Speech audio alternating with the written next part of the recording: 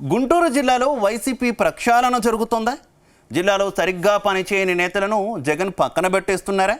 ఇప్పటికే చాలా నియోజకవర్గాలను మార్చినటువంటి జగన్ తాజాగా ఓ మాజీ మంత్రిని పక్కకు తప్పించారా? ఆయన స్థానంలో మరో కొత్త నేతకు ఇన్ఛార్జ్ పోస్టును కట్టబెట్టారా? జగన్ తీరుతో ఆ మాజీ మంత్రికి దిమ్మ తిరిగే షాక్ తగిలిందా?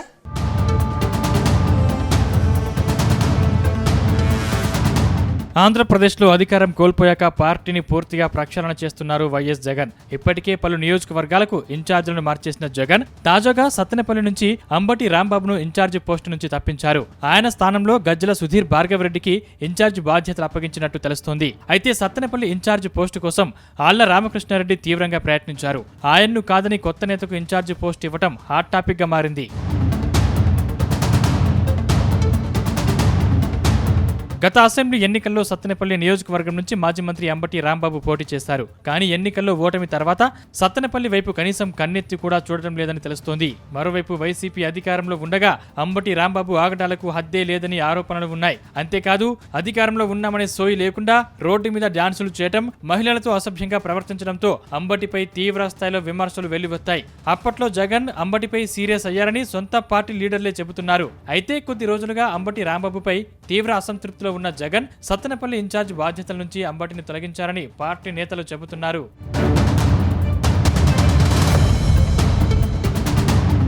ఇక సత్తెనపల్లి కొత్త ఇన్ఛార్జిగా గజ్జల సుధీర్ భార్గవరెడ్డికి బాధ్యతలు అప్పగించినట్టు తెలుస్తోంది. నరసరావుపేటకు చెందిన సుధీర్ భార్గవరెడ్డి వచ్చే 4 ఏళ్లు పార్టీని ముందుకు నడుపుతానని చెప్పడంతో ఆయన వైపు మొగ్గు చూపించారని టాక్. వాస్తవానికి గజ్జల సుధీర్ భార్గవరెడ్డి ఎవరో సత్తెనపల్లి ప్రజలకు తెలియదట.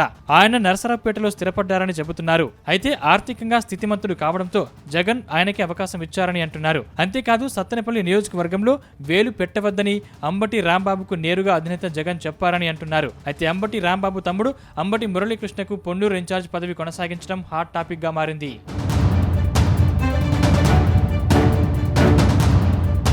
మరోవైపు అంబటి రాంబాబును ప్రత్యక్ష రాజకీయాలకు దూరంగా ఉండాలని జగన్ చెప్పినట్టు తెలుస్తోంది. ప్రతి కుటుంబంలో ఒకరికే అవకాశం ఉంటుందని, ఇక నుంచి తెర వెనుక రాజకీయాలకే పరిమితమైతే చాలని అంబటి రాంబాబుకు ముఖం మీదే చెప్పారట. అయితే జగన్ నుంచి ఊహించని షాక్తో అంబటి ఇప్పుడు ఏం చేస్తారనేది మాత్రం హాట్ టాపిక్ గా మారింది. మొత్తంగా అంబటి రాంబాబుతో పాటు మరికొందరు ఇన్ఛార్జ్లను కూడా వైసీపీ మార్చే అవకాశం ఉందని చెబుతున్నారు.